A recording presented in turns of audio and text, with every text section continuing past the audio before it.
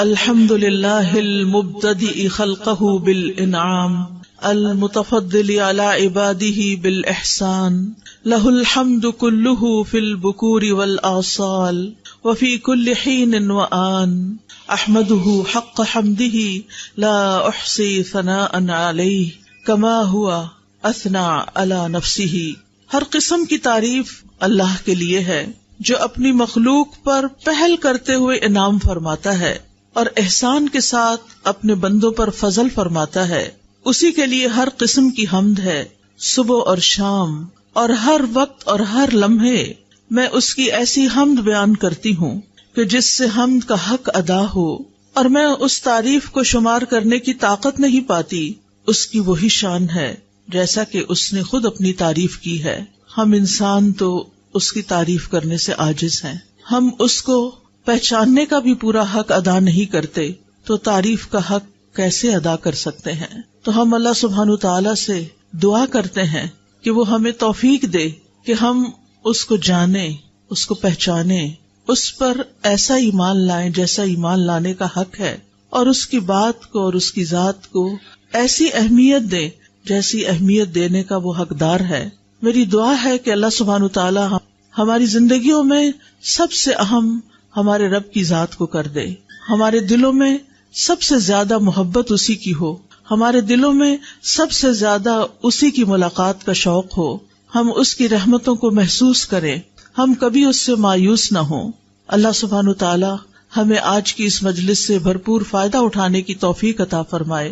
اللہ سبحانہ تعالی ہمارا خالق ہے، وہی ہمارا مالک ہے، وہی ہمارا رازق ہے، اور وہی ہماری حفاظت فرمانے والا ہے. ہم تو اپنی حفاظت بھی خود نہیں کر سکتے. ماں کے پیٹ میں ہماری حفاظت کس نے کی؟ اللہ رب العزت نے. پیدائش کے وقت کتنے تنگ راستے سے نکالا، کس نے ہمیں زندہ سلامت باقی رکھا؟ اللہ نے. بچپن میں ماں ضرور خیال رکھتی ہے، لیکن اصل میں پالنے والا تو ہمارا رب ہی ہے، جس نے ہمارے لیے غذا کا اہتمام کیا، جس نے ہمیں کھانا پینا سکھایا، جس نے ہمیں بولنا سکھایا. الرحمن علم القرآن خلق الانسان علمہ البیان. اللہ نے انسان کو پیدا کیا اور اسی نے بولنا سکھایا. ہمارے اندر تو کوئی طاقت نہیں، ہم تو نہیں جانتے تھے نہ حروف کو نہ الفاظ کو. اسی نے ہمیں کان دیے، اسی نے ہمیں سنوایا، اسی نے ہمیں بلوایا، اسی نے ہمیں دکھایا، اسی نے ہمیں آنکھ اور کان اور دل دماغ اور سارے اعضاء دیے، جن کو ہم افسوس کے ساتھ یہ کہ اس کی فرما برداری کی بجائے اس کی نافرمانی میں استعمال کرنے لگتے ہیں. جن چیزوں کو دیکھنے سے وہ منع کرتا ہے ہم وہی دیکھنے لگتے ہیں، جن چیزوں کو سننے سے وہ منع کرتا ہے ہم وہی سننا شروع کر دیتے ہیں. لیکن اس کے باوجود وہ ہم پر اپنی رحمت فرماتا ہے، اور جو کچھ اس نے ہمیں دے رکھا ہے اس کو دیے رکھتا ہے، چاہے ہم اس کی مرضی کے مطابق استعمال کریں یا اس کی مرضی کے خلاف استعمال کریں. اللہ سبحانہ تعالی سب کی حفاظت کرتا ہے، لیکن اپنے مقرب بندوں کی، اپنے پیارے بندوں کی خاص حفاظت کرتا ہے. اللہ سبحانہ تعالی ہمیں اپنے خاص بندوں میں شامل کر لے. اللہ سبحانہ تعالی ہمیں قرآن والوں میں شامل کر لے. اللہ سبحانہ تعالی ہمیں السابقون الاولون میں شامل کر لے، جو نیکیوں کی طرف سب سے پہلے رغبت کرتے ہیں، جو نیکیوں کے کاموں میں جلدی کرتے ہیں. یسارعون فی الخیرات رغبا ورہبا. یہ پیغمبروں کی خصوصیت اللہ تعالیٰ نے بتائی ہے کہ وہ نیکیوں میں، خیر کے کاموں میں بہت جلدی کرتے تھے، کبھی رغبت سے، کبھی رہبت سے، کبھی امید کے ساتھ، کبھی خوف کے ساتھ. اللہ سبحانہ تعالیٰ صرف ہماری حفاظت نہیں کرتا، بلکہ وہ تو زمین و آسمان کی حفاظت کر رہا ہے. وہ تو بل کے اندر ایک چیونٹی کی بھی حفاظت کرتا ہے، اس کو بھی خوراک دیتا ہے. وہ تو اس بڑے آسمان کی جو ہمارے اوپر چھایا ہوا ہے ایک چھت کی طرح بغیر ستونوں کے، اس کی بھی حفاظت کرتا ہے کہ وہ ہمارے اوپر ٹوٹ کے گر نہ پڑے. اللہ سبحانہ تعالیٰ ان تمام چیزوں کی اپنی رحمت اور خاص رحمت کے ساتھ حفاظت فرما رہا ہے. وَيُمْسِكُ السَّمَاءَ أَن تَقَعَ عَلَى الْأَرْضِ إِلَّا بِإِذْنِهِ إِنَّ اللَّهَ بِالنَّاسِ لَرَءُوفٌ رَحِيمٌ. اور وہ آسمان کو یوں تھامے ہوئے ہے کہ وہ اس کے اذن کے بغیر زمین پہ گر نہیں سکتا. بلا شبہ اللہ بندوں پر بڑا ہی شفقت کرنے والا، بڑا ہی مہربان ہے. اور یہ حفاظت اس کے لیے کچھ مشکل کام بھی نہیں، اس پر کچھ بوجھ بھی نہیں. اللہ سبحانہ تعالیٰ پوری کائنات کی حفاظت فرما رہا ہے. وہ ستاروں اور سیاروں کو بھی ہم پہ گرنے نہیں دیتا. سورج، چاند، ستارے ہمارے اوپر سے گزر جاتے ہیں. اللہ سبحانہ تعالیٰ نے ان کو ایسے نظام میں باندھ کے رکھا ہوا ہے کہ ان میں سے کوئی بھی سرتابی کر کے ٹوٹ کے نیچے نہیں آتا. اور جو ستارے اس کے حکم سے ٹوٹتے بھی ہیں، فضا میں گرتے بھی ہیں، وہ الحمدللہ ہمارے اوپر ان کی بارش نہیں برستی کہ ہم رات سوئے پڑے ہوں اور اوپر سے کوئی ایسی چیز آ کے گرے کہ صبح اٹھ ہی نہ سکیں. کس طرح اللہ تعالیٰ جاگتے میں بھی اور سوتے میں بھی ہماری حفاظت کرتا ہے. پھر اللہ سبحانہ تعالیٰ اپنے مومن بندوں کی شیطان سے بھی حفاظت فرماتا ہے. شیطان جو ہمارا ازلی ابدی دشمن ہے، کس طرح اللہ سبحانہ تعالیٰ نے ہمیں اس سے بچا کے رکھا ہوا ہے.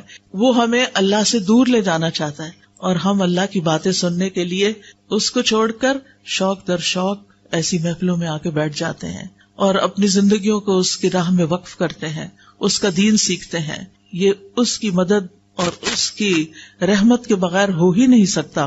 لہٰذا اللہ اپنے خاص بندوں کو شیطان سے بچا کر ان کے دلوں میں ایمان پیدا کر دیتا ہے اور ایمان کی محبت پیدا کر دیتا ہے، ایمان کو ان کے دلوں میں سجا دیتا ہے. وَلَٰكِنْ حَبَّبَ إِلَيْكُمُ الْإِيمَانَ وَزَيَّنَهُ فِي قُلُوبِكُمْ.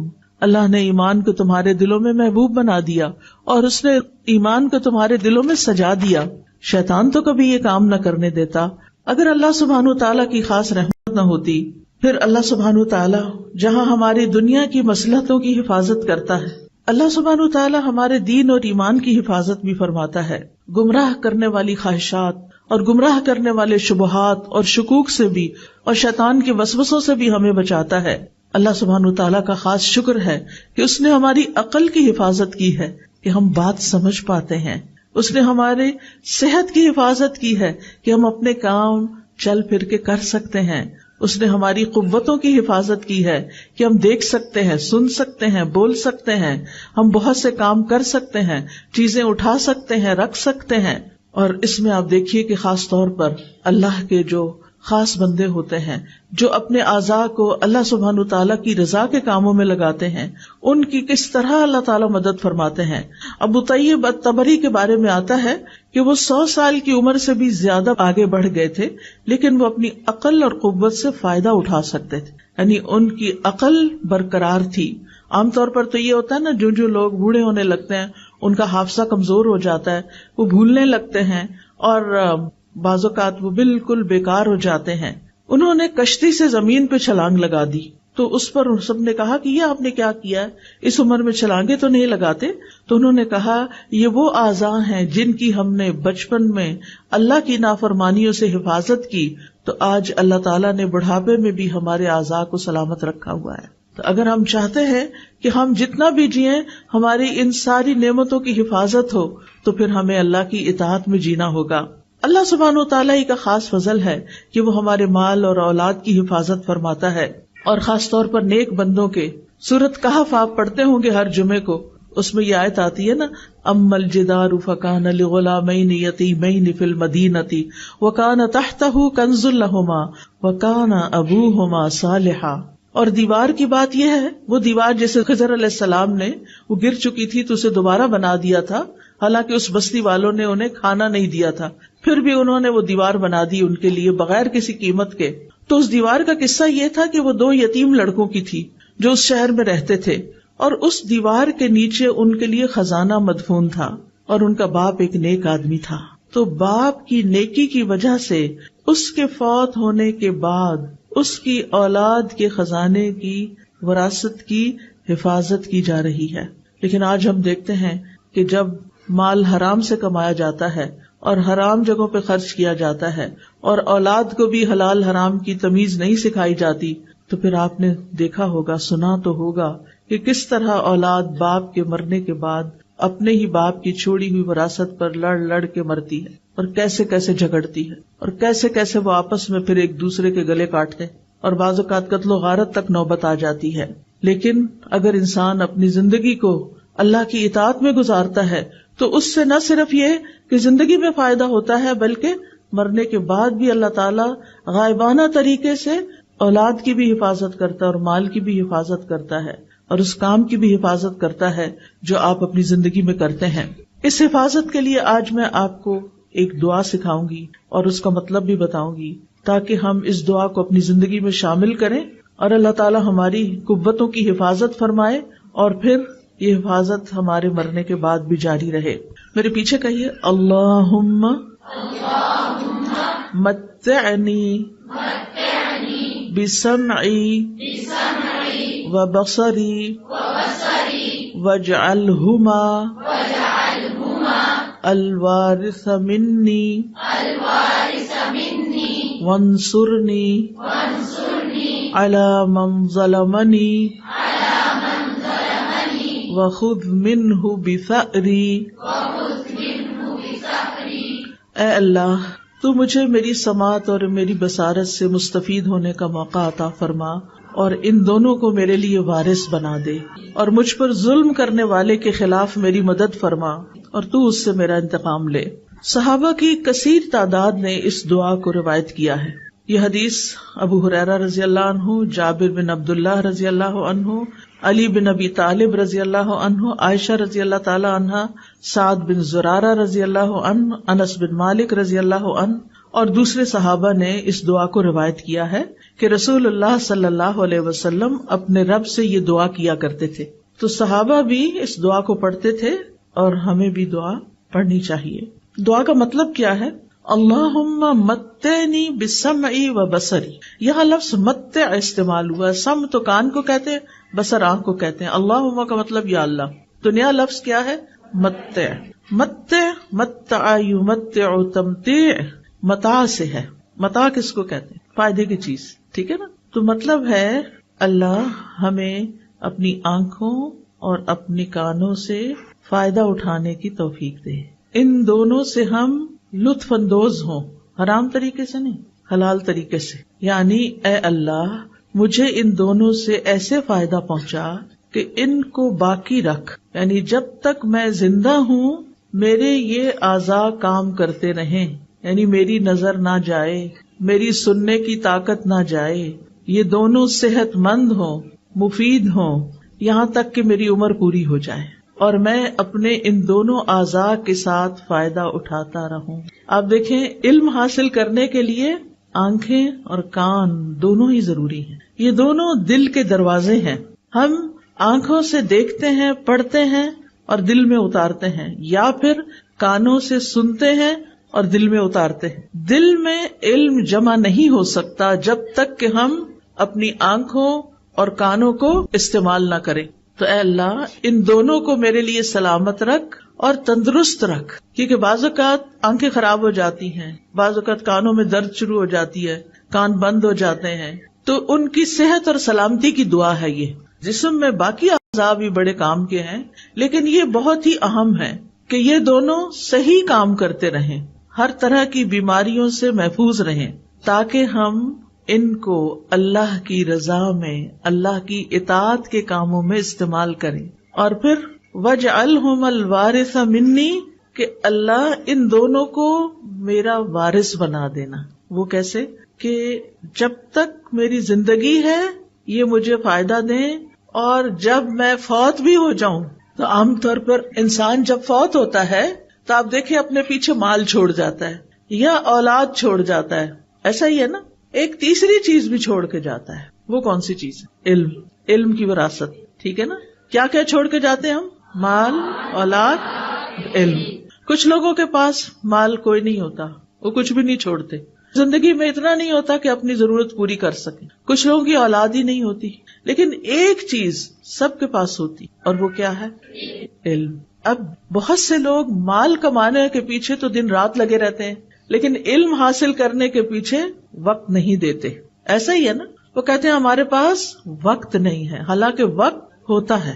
اب یہ جو فیض کاف میں لوگ بیٹھے ہوئے ہیں یہ سارے طالب علم ہیں، یہ اپنی شناخت کے ساتھ آئے ہیں، اور باقی لوگوں میں سے بھی ہو سکتا ہے کچھ طالب علم ہوں، لیکن وہ مجھے نہیں معلوم کہ علم حاصل کر رہے ہیں یا نہیں، یا کر رہے ہیں تو کون سا علم حاصل کر رہے ہیں۔ اب آپ دیکھیے، زندگی میں آپ جو مال چھوڑیں گے وہ وارثوں کے کام آئے گا اور لوگ اس سے فائدہ اٹھائیں گے۔ کوئی گھر بنا کے چھوڑ گئے، اس میں کوئی حرج کی بات نہیں ہے۔ ضرورت کا اگر آپ اپنے وارثوں کے لیے چھوڑتے ہیں تو اچھی بات ہے، بجائے اس کے کہ آپ کے بچے لوگوں کے آگے ہاتھ پھیلائیں اور فقیر بن جائیں. دین نے منع نہیں کیا کہ آپ مال نہ چھوڑیں وراثت میں، لیکن صرف مال ہی چھوڑیں یہ ٹھیک نہیں. اسی طرح اولاد کو اگر آپ چھوڑتے ہیں اور آپ نے ان کی اسلامی تربیت نہیں کی، وہ آپ کے کسی فائدے کے نہیں آپ کے مرنے کے بعد، بلکہ اگر انہوں نے غلط کام کیے اور آپ کی غفلت کی وجہ سے کیے تو آپ کی پوچھ ہوگی. کیونکہ اللہ تعالیٰ کا حکم کیا ہے، یا ایھا الذین آمنوا قوا انفسکم واہلیکم نارا، اے لوگو جو ایمان لائے ہو اپنے آپ کو اور اپنے گھر والوں کو آگ سے بچاؤ. یعنی ان کو ایسی نصیحت، ایسی تعلیم، ایسی تاکید ضرور کریں کہ وہ ان کاموں کو نہ کریں جو آگ میں لے جانے والے ہیں. پھر آپ دیکھیے تیسری چیز جو آنکھوں اور کانوں سے حاصل ہوتی، اور وہ علم ہے. اگر وہ آپ نے حاصل کیا اور کسی کو سکھا گئے، کسی کو پڑھا گئے، کسی کو دے گئے، کوئی کتاب لکھی یا لوگوں کو ویسے تیار کیا، ان پر محنت کی، ان پر مال خرچ کیا کہ وہ پڑھ جائیں، کچھ بچوں کے لیے آپ نے جگہ بنا کے دی، کچھ کی فیس دی، کچھ کو کتابیں لے کر دی. اب یہ ساری چیزیں، یہ جو آپ کام کر رہے ہیں، یہ صدقہ جاریہ کا کام ہے. اپنے ہی مال کا ایک حصہ جو اولاد کے علاوہ آپ نے نیکی کے کام کے لیے چھوڑا. اور زندگی میں آپ نے اپنے آنکھوں اور کانوں کو استعمال کر کے جتنا بھی دین کا علم حاصل کیا، قرآن کا علم حاصل کیا، پھر آگے آپ نے اس کو سکھایا، پڑھایا، لوگوں پر محنت کی، وہ آپ کی وارث بنے گی، وہ لوگ آپ کے وارث ہوں گے. اور سلسلہ شروع کہاں سے ہوا تھا؟ آنکھوں اور کانوں سے. تو اس دعا میں ہم کیا مانگتے ہیں کہ اللہ ان دونوں کو میرا وارث بنا دے. مرنے کے ساتھ ہی آنکھیں تو بند ہو جاتی ہیں، کان بھی نہیں سنتے، تو پھر کیسے وارث بنیں گے؟ وراثت تو مرنے کے بعد ہوتی ہے نا، زندگی میں تو وراثت نہیں ہوتی. وراثت تو وہ چیز ہوتی ہے کہ جو ہم مرنے کے بعد چھوڑ کے جاتے ہیں. تو اگر ہم نے دوسروں میں انویسٹ کیا، دوسروں میں اپنا علم انویسٹ کیا، اس کی مثال کیا ہے؟ مثلاً ایک چھوٹے سے بچے کو آپ نے سورت الفاتحہ سکھا دی جو اس کو پہلے نہیں آتی تھی، پھر آپ نے اس کو اس کا ترجمہ بھی بتا دیا، اس نے سورت بھی یاد کر لی، اس کا ترجمہ بھی یاد کر لیا. ایک حرف قرآن کا پڑھنے سے کتنی نیکیاں ملتی ہیں؟ 10.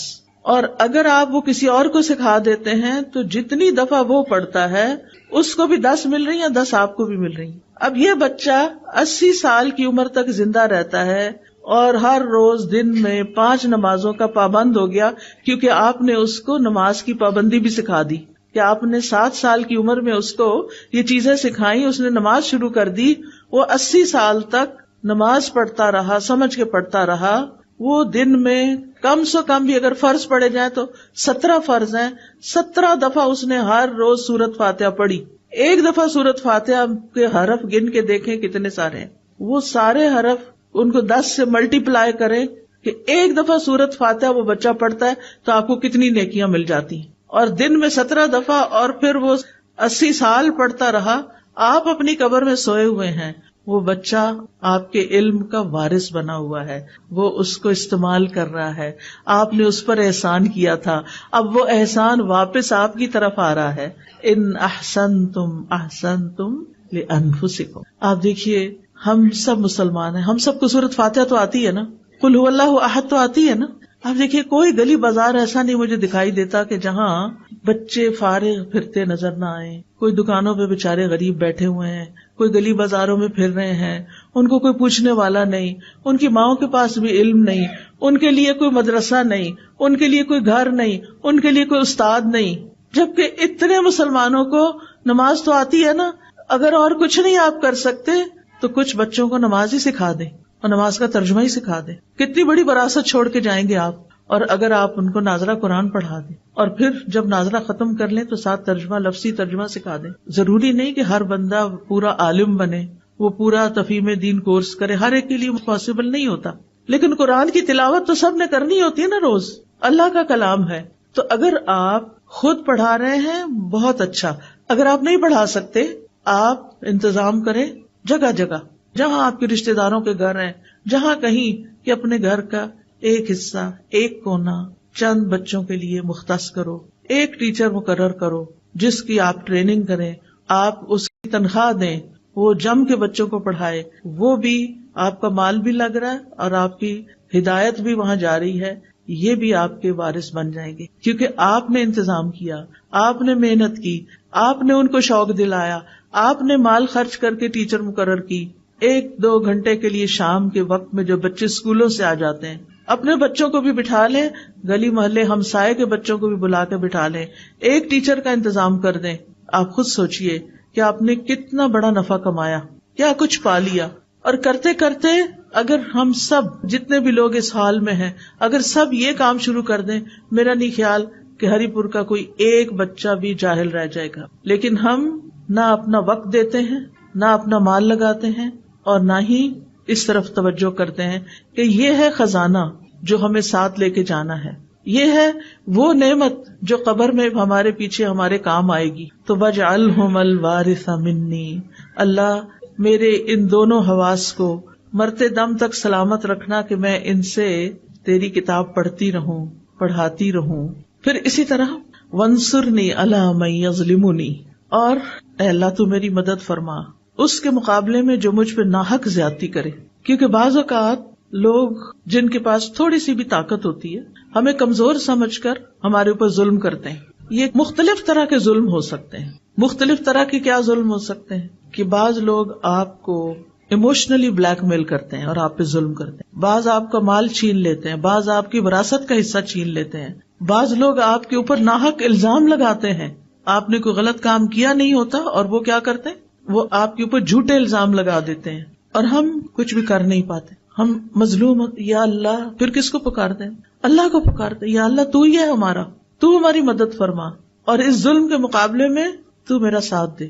اس لیے یہ دعا بڑی ہی ضروری ہے. اور ظلم کی کئی قسمیں ہوتی ہیں، صرف مار دھاڑی ظلم نہیں ہوتا. کسی کو بلیک میل کرنا، کسی کے اوپر جھوٹے الزام لگانا، یہ ساری چیزیں ظلم میں آ جاتی ہیں. اور وَخُذْ مِنْهُ بِثَأْرِي، اللہ جو مجھ پر ظلم کر رہا ہے نا تو اس سے میرا بدلہ لے اور میرا حق مجھے دلا دے. کیونکہ بعض لوگ ظلم کر کے سمجھتے ہیں وہ صحیح کر رہے ہیں، ان کو یہ پتہ ہی نہیں ہوتا کہ ہم کسی کا حق مار رہے ہیں.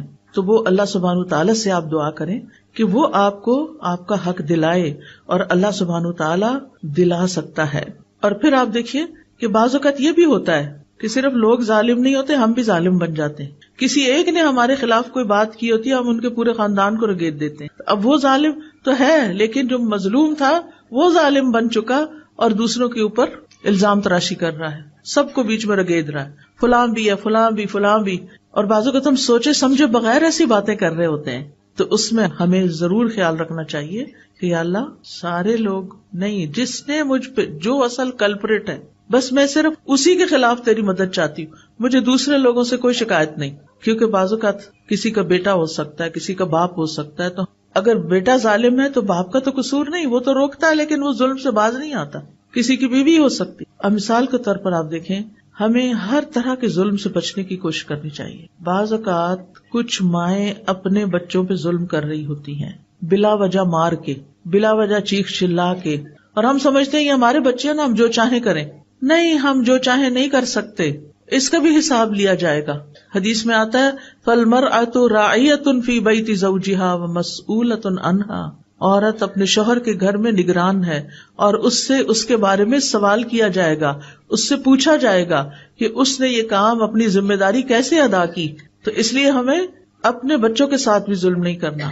اچھا، بعض اوقات بعض خواتین اپنی بہوؤں کے ساتھ ظلم کرتی ہیں، ان کے اوپر اتنے کام ڈال دیتی ہیں جو ان کی ذمہ داری نہیں ہوتے، یا اگر ان کی کوئی بات پسند نہیں آتی تو ان کے خلاف بیٹے کے کان بھرتی ہیں، اور یہ بھول جاتی ہیں کہ اگر یہ گھر تباہ ہوا تو نقصان کس کا ہے؟ اپنا ہی ہے. جو لڑکی اس گھر سے چلی جائے گی کیونکہ اس کے اوپر ظلم ہو رہا تھا، تو آپ دیکھیں کہ آج پہلی شادی کرنا بھی کتنا مشکل ہو گیا، تو دوسری شادی کیسے کی جائے گی؟ پھر آپ دیکھیے کہ بعض لڑکیاں بزرگوں پہ ظلم کرتی ہیں، بعض بہویں ساسوں پہ ظلم کرتی ہیں، ان کے پاس کوئی ٹھکانہ نہیں رہنے کے لیے، لیکن وہ کسی صورت ان کو برداشت نہیں کرتی. آج رات تقریباً 10:30 کا ٹائم تھا، میں فون بند ہی کرنے لگی تو کسی کی کال آ گئی. کوئی بزرگ خاتون تھی، بہت رو رہی تھی. میں پریشان ہوئی کہ ان کو کیا ہوا، ان کے منہ سے بات نہیں نکل رہی تھی. تو انہوں نے بتایا کہ میں بیمار ہوں، یعنی میری اب اتنی عمر ہو گئی ہے، میرے ساتھ بیمار بیٹی رہتی ہے، کوئی بیٹا ساتھ رہنے کو تیار نہیں، میں کدھر جاؤں؟ خیر میں نے ان کو تسلی دی، آپ اپنے گھر میں رہیں، آپ کو کہیں نہیں جانا، اللہ آپ کے ساتھ ہے، اللہ آپ کی مدد کرے گا۔ ٹھیک ہے، میں سمجھتی ہوں کہ بعض اوقات بزرگ چھوٹی چھوٹی باتوں میں ناراض ہو جاتے ہیں، انٹرفیئر کرتے ہیں، گھروں کا ماحول خراب ہوتا ہے، لیکن پھر بھی یہ تو کہیں نہیں نا کہ ان کو چھوڑ کے انسان کہیں اور چلا جائے، ان کو تنہا چھوڑ دے، اور وہ عمر کے اس حصے میں ہو کہ انہیں فائنینشیل سپورٹ نہ بھی چاہیے ہو تو مورل سپورٹ چاہیے ہوتی ہے۔ بزرگوں کو سب سے زیادہ جو چیز تکلیف دیتی ہے وہ تنہائی ہے۔ جب گھر میں پوتے پوتیاں ہوتے ہیں، نواسے وغیرہ ہوتے ہیں، تو ان کے لیے ایک خوشی کی بات ہوتی ہے، وہ ان کے ساتھ دل بہلاتے ہیں کیونکہ وہ خود بھی بچے بن چکے ہوتے ہیں اور چھوٹے بچوں سے ان کا دل زیادہ لگتا ہے۔ لیکن اگر لڑکیاں چند دن کے لیے بھی برداشت نہیں کر سکتی تو انہیں سوچنا چاہیے کہ ان پر بھی وقت آنے والا ہے۔ وہ سمجھتے ہیں اس وقت وہ اپنے بچوں سے کھیل رہی ہیں، وہ ساری زندگی ان کے بچے رہیں گے۔ آپ اپنے ماں باپ کے ساتھ جو کرتے ہیں وہ واپس پلٹتا ہے۔ یہ زندگی ایک امتحان ہے، اس زندگی میں انسان پر آزمائشیں آتی ہیں، کبھی اپنے گھر کے اندر سے ہی آتی ہیں۔ اللہ سبحانہ وتعالیٰ فرماتے ہیں وَجَعَلْنَا بَعْضَكُمْ لِبَعْضٍ فِتْنَةً أَتَصْبِرُونَ، ہم نے تم میں سے بعض کو بعض کے لیے آزمائش بنایا ہوا ہے، کیا تم صبر کرو گے؟ تو حل کیا ہے؟ صبر و برداشت، ایک دوسرے کو برداشت کرنا، اپنے آپ کو مشغول کرنا، ان مسائل کا حل تلاش کرنا۔ یعنی اگر کوئی گھر میں بزرگ ایسا ہے جس نے آپ کی زندگی حرام کی ہوئی ہے تو بجائے اس کے کہ اسے گھر سے باہر نکال پھینکیں، یہ مسئلے کا حل نہیں ہے۔ آپ سوچیں کہ آپ نے اس کی ناراضگی سے کیسے بچنا ہے، آپ نے خود اپنے لیے کون سا ایسا کام شروع کرنا ہے کہ جس سے آپ کا وہ انٹریکشن یا وہ مسئلہ کم سے کم پیش آئے کہ جس کی وجہ سے آپ کو مشکل ہوتی ہے، اور اس کے لیے اللہ سبحانہ وتعالیٰ سے آپ دعا کریں گے کہ اللہ تعالیٰ میرے لیے آسانی فرما دے۔ ٹھیک ہے نا؟ تو یاد رکھیے کہ ہمارے جسم کے جتنے بھی اعضاء ہیں، میں پھر دعا پہ آ رہی ہوں واپس، ہمارے جسم کے جتنے بھی اعضاء ہیں یہ ہمارے پاس اللہ کی امانت ہے، یہ ہم نے خود نہیں بنائی، یہ ہاتھ ہم نے خود بنایا نہیں بنا، ہمیں پتا ہے نا، تو جو بناتا ہے وہی مالک ہوتا ہے۔ یہ آنکھیں ہم نے خود لی ہیں، کہیں سے خریدی ہیں؟ نہیں، جس نے دی ہیں وہی ان کا مالک ہے۔ ہمارے پاس امانت ہے کچھ سالوں کے لیے، اللہ تعالیٰ یہ دیکھ رہے ہیں کہ ہم ان کے ساتھ کرتے کیا ہیں، ہم ان کو استعمال کیسے کرتے ہیں۔ اگر اللہ تعالیٰ کی مرضی کے مطابق استعمال کرتے ہیں تو عبادت ہے، اطاعت ہے، اور اگر اللہ تعالیٰ کی مرضی کے مطابق استعمال نہیں کرتے تو یہ نافرمانی ہے، گناہ ہے۔ ٹھیک ہے نا؟ یہ اعضاء اللہ کی عظیم نعمتوں میں سے اللہ تعالیٰ فرماتے ہیں واللہ اخرجکم من بطون امہاتکم لا تعلمون شیئا وجعل لکم السمع والابصار والافئدہ لعلکم تشکرون، اور اللہ نے تمہیں تمہاری ماؤں کے پیٹوں سے اس حال میں نکالا کہ تم کچھ نہیں جانتے تھے، اس نے تمہارے لیے کان اور آنکھیں اور دل بنا دیے تاکہ تم شکر ادا کرو۔ تو ہم نے کیا کرنا ہے؟ شکر ادا کرنا ہے۔ شکر کیسے ادا ہوتا ہے؟ ان نعمتوں کا صحیح استعمال کر کے، مالک کی مرضی کے مطابق استعمال کر کے۔ کانوں سے ہم کیا کچھ سنتے ہیں، کتنا کچھ سنتے ہیں، اور وہ سب کچھ ہمارے اندر جا رہا ہوتا ہے۔ آنکھوں سے ہم کیا کچھ دیکھتے ہیں، وہ سب کچھ ہمارے اندر جا رہا ہوتا ہے۔ یہ ہمارے دل کے ساتھ کنیکٹڈ ہے۔ اسی لیے ایک آنکھیں ظاہر میں ہیں اور ان کے پیچھے جہاں یہ کنیکٹ ہوتی ہیں وہاں دل کی بھی آنکھیں ہیں اور دل کے بھی کان ہیں۔ کچھ لوگ صرف ظاہری آنکھوں سے چیزوں کو دیکھتے ہیں، عبرت نہیں پکڑتے، اس سے کوئی سبق نہیں لیتے، وہ صرف سامنے کے سرفیس پہ دیکھ رہے ہیں۔ اور کچھ لوگ چیزوں کو دل کی آنکھ سے دیکھتے ہیں، گہرائی سے دیکھتے ہیں، سبق لیتے ہیں، اللہ کو پھر یاد کرتے ہیں۔ یتفکرون فی خلق السماوات والارض، آسمانوں اور زمین کی تخلیق میں غور و فکر کرتے ہیں، پکار اٹھتے ہیں ربنا ما خلقت ھذا باطلا، اے ہمارے رب تو نے اس کو بیکار نہیں پیدا کیا، سبحانک تو پاک ہے کہ کوئی بیکار کام کرے، فقنا عذاب النار تو ہم سب کو آگ کے عذاب سے بچا لے۔ اور پھر آپ دیکھیے کہ اللہ تعالیٰ کی پہچان کے بعد اللہ کے کلام کو پڑھنے کے لیے، سمجھنے کے لیے کان اور آنکھ کا ہونا اور صحت مند ہونا یہ بہت بڑی نعمت ہے، اور پھر اس کا صحیح رستے پر استعمال کرنے کی توفیق ہونا یہ بہت بڑی نعمت ہے۔ ابن قیم کہتے ہیں بندے کے اعضاء میں سے ہر عضو میں اللہ کے لیے عبودیت ہے جو اسی عضو کے ساتھ خاص ہے، اور ایک اطاعت ہے جو اس سے مطلوب ہے، وہ عضو اسی کے لیے پیدا کیا گیا ہے اور اسی اطاعت کے لیے مہیا کیا گیا ہے، یعنی ہمیں یہ سب کچھ کسی مقصد کے لیے دیا گیا ہے۔ تو اعضاء کو استعمال کرنے کے حوالے سے بندوں کی 3 قسمیں ہیں، 3 طرح کے لوگ ہیں۔ نمبر 1 وہ لوگ جو ان اعضاء کو پیدا کیے جانے کے مقصد کو پورا کرتے ہیں، یعنی ان اعضاء سے وہی کام لیتے ہیں جن کے لیے یہ پیدا کیے گئے. یہ بہت نفع مند تجارت کر رہے ہیں، اپنے لیے بہت کچھ اکٹھا کر رہے ہیں، جیسے میں نے سورۃ فاتحہ سکھانے کی مثال دی. نمبر 2، جس مقصد کے لیے اعضاء کو پیدا نہیں کیا گیا وہ کام کرتے ہیں. یہ دوسری قسم کے لوگ ہیں. ایسے لوگ سخت خسارے میں ہیں کہ انہوں نے ان آنکھوں سے وہ کچھ دیکھا جو اللہ کی نافرمانی کا تھا، جس کو دیکھنے سے اللہ نے منع کیا تھا. آج آپ دیکھیں کتنے ہی لوگ ہیں کہ موبائل فون کے فتنے کی وجہ سے ننگی فلمیں، گندی فلمیں، جھوٹی باتیں، فضول ڈرامے اور پتہ نہیں کیا کچھ دیکھتے رہتے ہیں. یہ آنکھوں کا غلط استعمال ہے، کانوں کا غلط استعمال ہے. اس پر پوچھا جائے گا، اس پر پکڑ ہوگی، اس کام سے توبہ کرنی چاہیے. تیسرے وہ لوگ ہیں جو ان اعضاء کو بیکار چھوڑ دینے والے ہیں، کچھ نہیں کرتے، نہ کوئی اچھا کام نہ کوئی برا کام، بس سو کے وقت گزار دیتے ہیں، کھا پی کے بس وقت گزار دیتے ہیں، نہ غور و فکر کرتے ہیں، نہ کچھ پڑھتے ہیں، نہ کچھ سنتے ہیں. انہیں قرآن کی تلاوت کی توفیق نہیں، انہیں قرآن سننے کی توفیق نہیں، انہیں کہیں جا کر علم حاصل کرنے کی توفیق نہیں، کسی کو سکھانے کی توفیق نہیں. ایسے لوگ اپنا نقصان کر رہے ہیں. آج جو آپ لوگ یہاں میرے سامنے بیٹھے ہیں، میں بعض چہرے ایسے دیکھ رہی ہوں کہ جس میں ماشاءاللہ بالکل بزرگ خواتین ہیں، ان کو اللہ نے اس عمر میں شوق دے دیا کہ وہ قرآن پڑھیں اور سیکھیں اور سکھائیں، اور یہ بھی خوش قسمتی کی علامت ہے. علم حاصل کرنے کے لیے کوئی عمر کی قید نہیں، مرتے دم تک انسان کو سیکھتے رہنا چاہیے. اور اگر بھول بھی جاتا ہے، نہیں سمجھ آتا، آپ اس مجلس میں بیٹھے رہتے ہیں، کچھ تو حاصل ہوتا ہے نا، کیونکہ ایسی مجالس میں بیٹھنے والوں کی بھی بخشش کر دی جاتی. تو پہلی قسم کا جو شخص ہے اس کا ہر کام عبادت ہے، کیونکہ وہ جس چیز کو دیکھتا ہے عبرت کی نگاہ سے دیکھتا ہے، کچھ سبق لیتا ہے اور اللہ کو یاد کرتا ہے. جو باتیں مثلاً وہ آرام سے بیٹھا ہوا ہے تو بھی غور و فکر کر رہا ہے، اس کے سامنے کوئی چھوٹا موٹا کیڑا مکوڑا نظر آ جاتا ہے تو وہ اس کی حرکت پر بھی غور کر کے اس کا دل ایمان سے بھر جاتا ہے. یا اللہ، یہ تو نے یہ پیدا کیا، کیسے تو نے اس کی پلاننگ کی، کیسے تو نے اس کو زندگی دی، اس کو جینے کے لیے ہمیں تو یہ بھی نہیں پتا یہ کیا کھا کے جیتا ہے اور یہ کہاں سوتا ہے اور کہاں سے نکل آتا ہے. وہ ہر چیز کو دیکھ کر ایک سبق لے رہے ہوتے ہیں. اسی طرح وہ کھڑے ہوں تب، بیٹھے ہوں، کھا رہے ہوں، پی رہے ہوں، سو رہے ہوں، اپنے لباس پہن رہے ہوں، ہر حال میں وہ ایسے غور و فکر میں ہوتے ہیں کہ اللہ کو یاد کر رہے ہوتے ہیں، ان چیزوں سے سبق لے رہے ہوتے ہیں. ایسے لوگ ہر لمحہ عبادت میں ہوتے ہیں. دوسری قسم کے لوگ جو فضول چیزیں بولتے، سنتے، دیکھتے رہتے ہیں، ان کا ہر عمل ان کے خلاف جائے گا، ہر چیز میں ان کی پکڑ ہوگی. کیونکہ غلط چیز انسان دیکھ لیتا ہے نا تو وہی پھر خیالات بھی آتے ہیں. غلط چیزیں سن لیتا ہے. اب جو اگر میوزک کا اچانک بھی آپ نے کہیں گاڑی میں سفر کر رہے تھے انہوں نے لگا دیا، سن لیا، گھر آ کے وہی منہ سے نکلتا جاتا ہے. اور کچھ لوگ تو مرتے دم تک صرف پھر گانے ہی گا رہے ہوتے ہیں. وہ میں نے پڑھا تھا کہیں آرٹیکل، کسی ڈاکٹر کا تھا، اس کے سامنے کئی مریض فوت ہوئے. اس نے کہا کہ ہر ایک الگ الگ باتیں کر رہا ہوتا ہے. کم ہی لوگ ہیں جن کو کلمہ نصیب ہوتا ہے، باقی کوئی اگر تاجر ہے تو خرید و فروخت کی باتیں کر رہا ہے، اور اگر کوئی گانے بجانے کے شغل میں تھا تو وہ وہی گانے گا رہا ہوتا ہے. اس کو کہیں بھی کہ لا الہ الا اللہ پڑھو تو اس کو توفیق نہیں ہوتی. تو جو کام ہم زندگی میں کرتے رہتے ہیں نا، موت کے وقت بھی انہی کی فکر لگے گی، وہی کر رہے ہوں گے. فون پہ جو باتیں کر رہے ہوتے ہیں نا ہر وقت، یہ سن رہے ہوتے ہیں، یا جو میسجز کر رہے ہوتے ہیں، اور جن چیزوں میں ہماری دلچسپی زیادہ ہوتی ہے، سوتے جاگتے اٹھتے.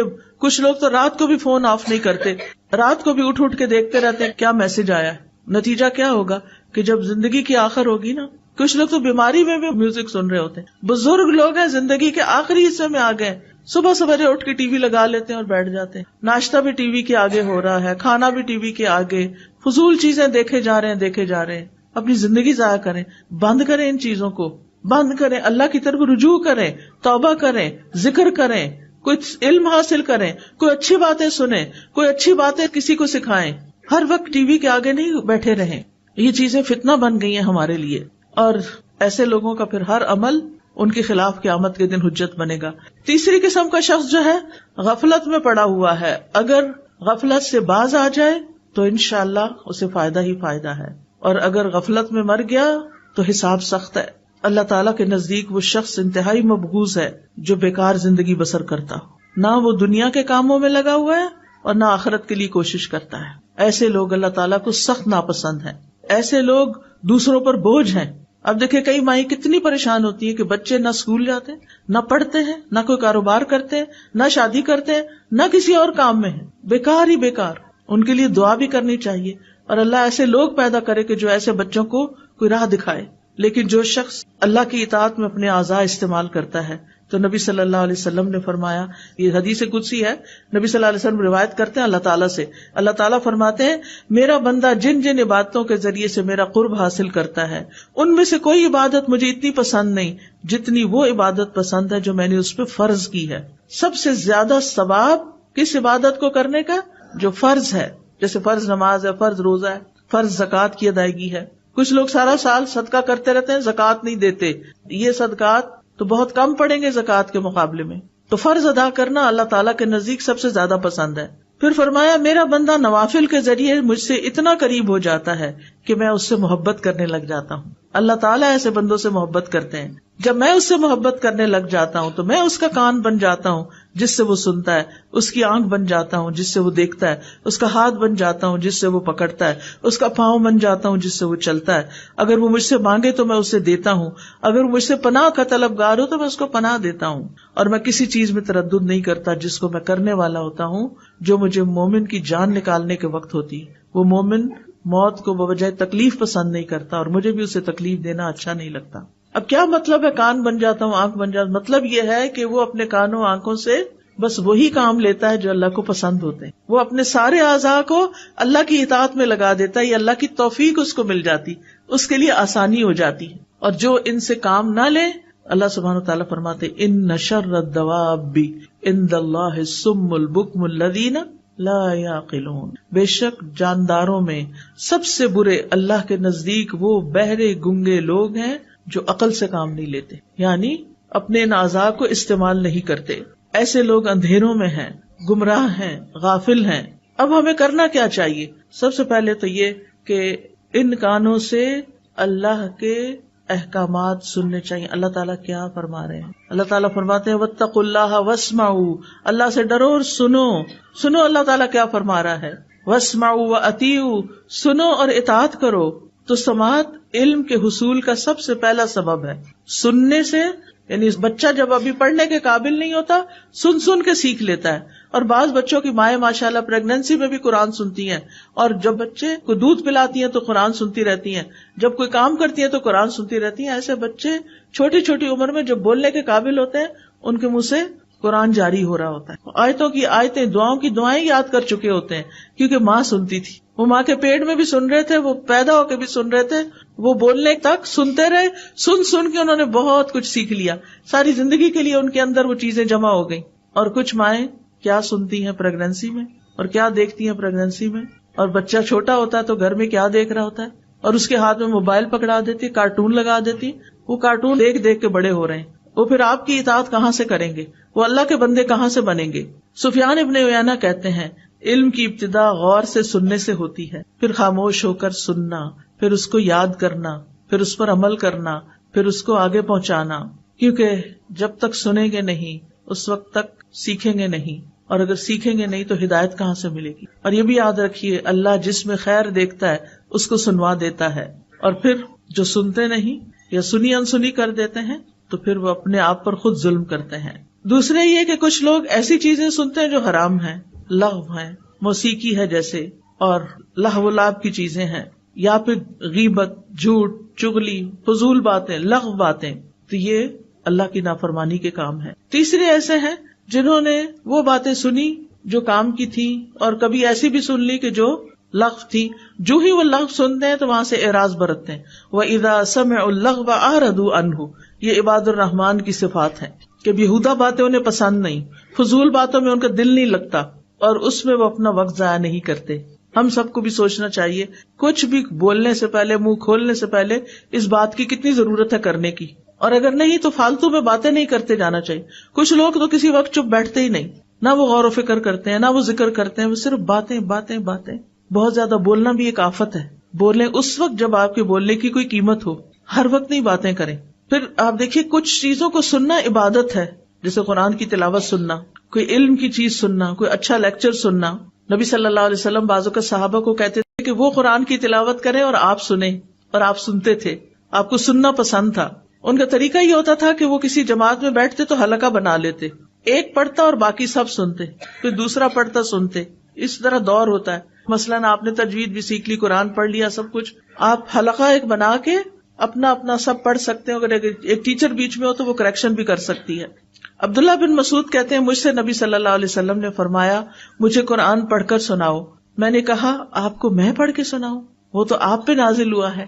آپ نے فرمایا میں دوسرے سے سننا چاہتا ہوں. اس لیے قرآن سننا ایک عبادت ہے. آپ بھی ضرور سنا کریں، کچھ وقت نکالا کریں کہ آپ تلاوت سنیں اور خاموشی سے سنیں.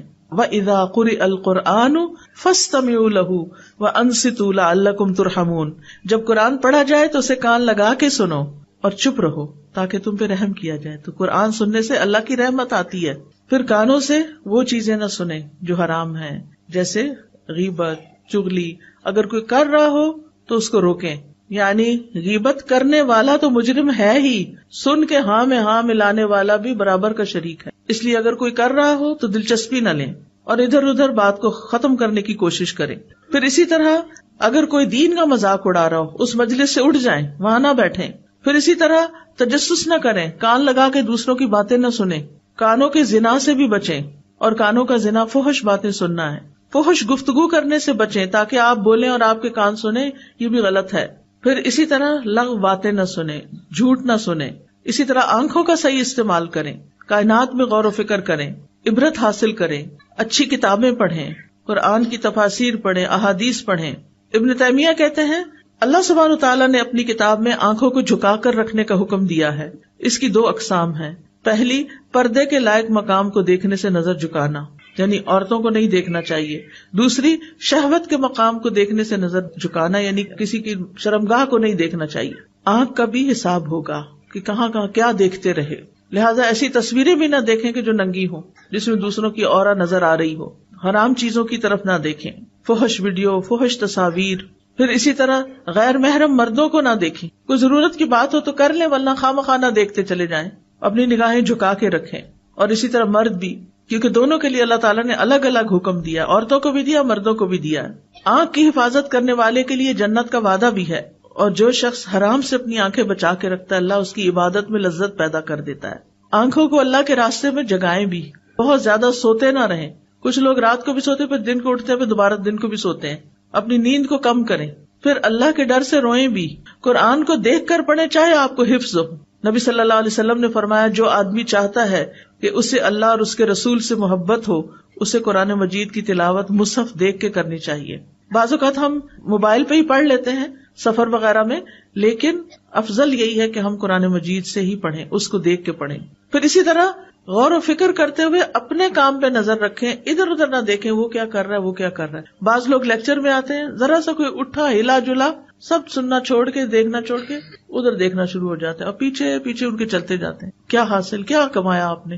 ایک بندہ ہے دیر سے آیا ہے، اب وہ جگہ دیکھ رہا ہے اپنی، تو ساتھ آپ اس کو جگہ ڈھونڈ کے دے رہے ہیں. آپ اپنی جگہ پہ بیٹھ کے کیا کریں گے اس کے لیے اگر آپ توجہ اپنی ادھر ہی لگائے ہوئے ہیں. پھر اسی طرح دعا کا جو ایک آخری حصہ ہے وہ ظالم کے خلاف اللہ سے مدد چاہنا ہے.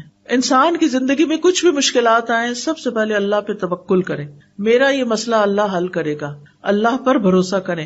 وَمَن يَتَوَكَّلْ عَلَى اللَّهِ فَهُوَ حَسْبُهُ، جو اللہ پہ بھروسہ کر لیتا ہے اللہ تعالیٰ اس کے لیے کافی ہو جاتا ہے. یہ کہا کر اللہ تو میرے لیے کافی ہے ان سب کے مقابلے میں. حسبی اللہ ونعم الوکیل نعم المولا ونعم النصیر. اور یہ یقین رکھیں اللہ کے اذن کے بغیر کوئی مخلوق آپ کو نقصان نہیں دے سکتی، کوئی آپ کا کچھ نہیں بگاڑ سکتا. لوگوں کی اذیتوں کے مقابلے پر اللہ کی مدد لیں، اللہ کا سہارا لیں.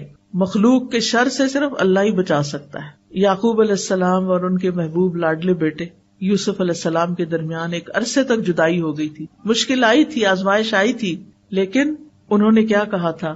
فاللہ خیر حافظا وہو ارحم الراحمین. ان کو نہیں پتا تھا بیٹا کہاں ہے. بعض علماء کہتے ہیں یوسف علیہ السلام 40 سال تک گم رہے، لیکن اللہ نے ان کو ان کے باپ کی طرف واپس لوٹایا جو یہ کہا کرتے تھے فاللہ خیر حافظا وہو ارحم الراحمین. جب آپ کو بھی اپنی اولاد کے بارے میں فکر ہو، آپ انہیں رخصت کر رہے ہیں، ظاہر ساری زندگی اولاد کو ساتھ تو نہیں رکھ سکتے، کوئی باہر کے ملک چلے جاتے ہیں، کوئی کہیں اور جا رہے، تو آپ کے دل میں وسوسے آتے ہیں کہ پتہ نہیں کیا بنے گا، پتہ نہیں کیسا ماحول ہوگا، کہیں ان کا ایمان نہ چلا جائے. تو یہ دعا پڑھا کریں، اللہ خیر حافظا وہو ارحم الراحمین۔ ابراہیم علیہ السلام کی حفاظت کس نے کی تھی؟ اللہ نے، آگ سے بچا لیا تھا۔ موسیٰ علیہ السلام کی حفاظت پانی میں کس نے کی تھی؟ اللہ نے۔ سلیمان علیہ السلام کی حفاظت کس نے کی تھی؟ اللہ نے، جنوں سے ان کو بچایا تھا۔ عیسیٰ علیہ السلام کی حفاظت کس نے کی تھی کہ ان کو ان کے دشمنوں سے بچا کے آسمان پہ اٹھا لیا تھا؟ اللہ نے۔ اللہ اپنے بندوں کی غیبی مدد کے ذریعے حفاظت کرتا ہے۔ رسول اللہ صلی اللہ علیہ وسلم کی غار ثور میں حفاظت کس نے کی تھی؟ اللہ نے۔ لہٰذا جب آپ دعا مانگے، آپ کو خوف ہو، خطرہ ہو دشمنوں سے، تو آپ یہ کہا کرنا، اللہ جیسے آپ نے ابراہیم علیہ السلام کی حفاظت کی، جیسے آپ نے باقی ایک ایک کا نام لے کے جو میں نے ابھی آپ کو ذکر کی، اللہ میرے بچوں کی بھی ایسے ہی حفاظت فرما۔ اللہ سبحانہ تعالیٰ نے ہر بندے کی حفاظت کا ذمہ لیا ہوا ہے۔ مجاہد کہتے ہیں ہر انسان پر ایک فرشتہ مقرر ہے جو نیند کی حالت میں اور جاگتے ہوئے اس کی جنات، انسانوں اور کیڑے مکوڑوں سے حفاظت کرتا ہے۔ اور خاص طور پر اگر آپ رات کو آیت الکرسی پڑھ کے سوتے ہیں، آمن الرسول آخر تک پڑھ کے سوتے ہیں، تو آپ کے لیے فرشتے مقرر کر دیے جاتے ہیں جو آپ کی حفاظت کرتے ہیں۔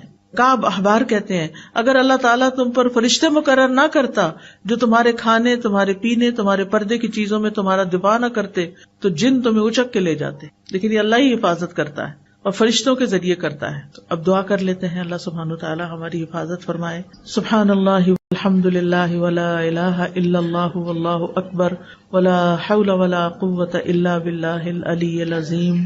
اللہم صلی علی محمد وعلی آل محمد کما صلیت علی ابراہیم وعلی آل ابراہیم انک حمید مجید۔ اللہم بارک علی محمد وعلی آل محمد کما بارکت علی ابراہیم وعلی آل ابراہیم انک حمید مجید۔ اللہم اصلح لی سمعی وبصری واجعلہما الوارثین منی وانصرنی علی من ظلمنی وارنی منہ ثأری۔ اے اللہ میری سماعت اور میری بصارت کی اصلاح کر دے اور ان دونوں کو میرا وارث بنا دے۔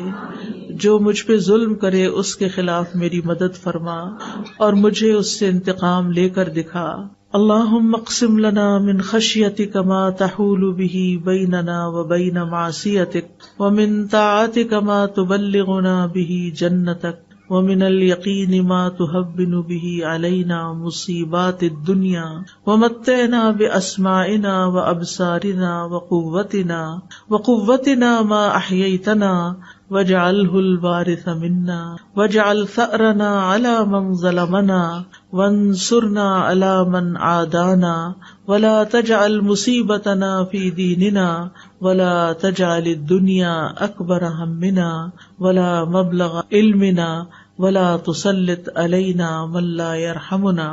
اے اللہ ہم میں اپنا خوف اتنا تقسیم کر دے کہ ہمارے اور ہمارے گناہوں کے درمیان حائل ہو جائے، اور اپنی فرما برداری ہم میں اتنی تقسیم کر دے کہ وہ ہمیں تیری جنت تک پہنچا دے، اور اتنا یقین کہ ہم پر دنیا کی مصیبتیں آسان ہو جائیں، اور جب تک ہم زندہ ہیں ہمیں ہماری سماعت، ہماری بصارت، ہماری قوت سے فائدہ اٹھانے کی توفیق دے اور اسے ہمارا وارث بنا دے، اور ہمارا انتقام اسی تک محدود کر دے جو ہم پر ظلم کرے، اور جو ہم سے دشمنی رکھے اس کے مقابلے میں ہماری مدد فرما، اور ہمارے دین میں ہم پر مصیبت نازل نہ فرما، اور دنیا کو ہی ہمارا اصل اور بڑا غم نہ بنا، اور نہ دنیا کو ہمارے علم کی انتہا بنا، اور ہم پر کسی ایسے شخص کو مسلط نہ کر جو ہم پر رحم نہ کرے۔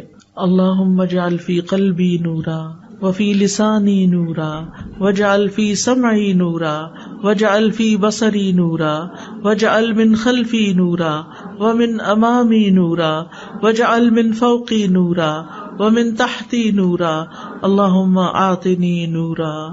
اللہم انی اعوذ بک من شر سمعی ومن شر بصری ومن شر لسانی ومن شر قلبی ومن شر منی۔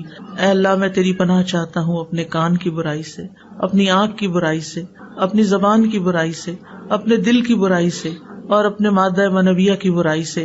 یا اللہ ہمیں ہمارے نفس کے شر سے بچا لینا، اللہ ہمیں سماعت اور بصارت کے زائل ہو جانے سے بچا لینا۔ اللہم انی اعوذ بک من السمم والبکم والجنون والجذام والبرص وسیء الاسقام۔ اے اللہ میں تیری پناہ مانگتا ہوں بہرے پن سے، گنگے پن سے، پاگل پن سے، کوڑھ سے، برس سے اور تمام بری بیماریوں سے. یا اللہ ان تمام بیماریوں اور ہر طرح کی بیماریوں سے ہمیں بچا کے رکھنا. اللہم انی اعوذ بک من الفقر والقلۃ والذلۃ واعوذ بک من ان اظلم او اظلم. اے اللہ میں فقر و فاقہ، قلت اور ذلت سے تیری پناہ میں آتا ہوں، اور اس بات سے تیری پناہ میں آتا ہوں کہ میں کسی پہ ظلم کروں یا کوئی مجھ پہ ظلم کرے. اللہم انت عضدی و نصیری بک احول و بک اصول و بک اقاتل. اے اللہ تو ہی میرا دست بازو ہے، اے اللہ تو ہی میرا مددگار ہے. میں تیری مدد سے چلتا پھرتا ہوں، تیری مدد سے حملہ کرتا ہوں اور تیرے ہی بھروسے پر میں لڑتا ہوں. یا حی یا قیوم برحمتک نستغیث. اللہم انا نجعلک فی نحورہم ونعوذ بک من شرورہم. اے اللہ ہم تجھے ان کے بالمقابل کرتے ہیں جو ہم پر ظلم کرتے ہیں، اور ان کے شر سے تیری پناہ مانگتے ہیں.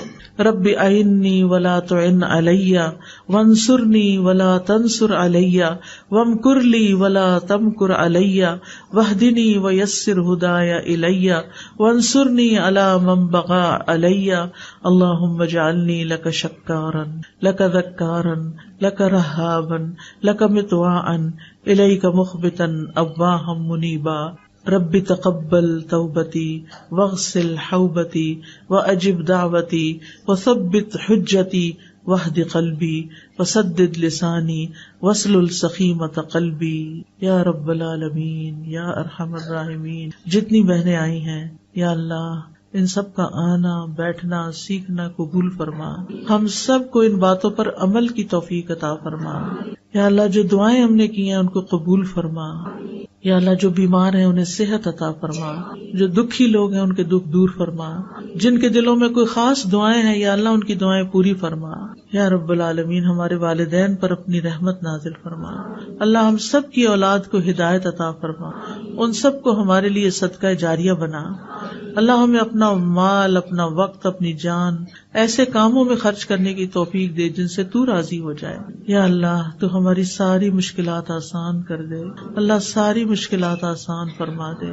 یا اللہ تو ہماری قوتوں کو مرتے دم تک بحال رکھنا. یا اللہ تو ہم سے راضی ہو جا. اللہ ہم تجھ سے راضی ہیں، تو بھی ہم سے راضی ہو جا. ربنا تقبل منا انک انت السمیع العلیم وتب علینا انک انت التواب الرحیم. وصلی اللہ تعالی علی خیر خلقہ محمد وعلی آلہ واصحابہ واہل بیتہ اجمعین برحمتک یا ارحم الراحمین. الہی آمین. سبحانک اللہم وبحمدک اشہد ان لا الہ الا انت استغفرک واتوب الیک.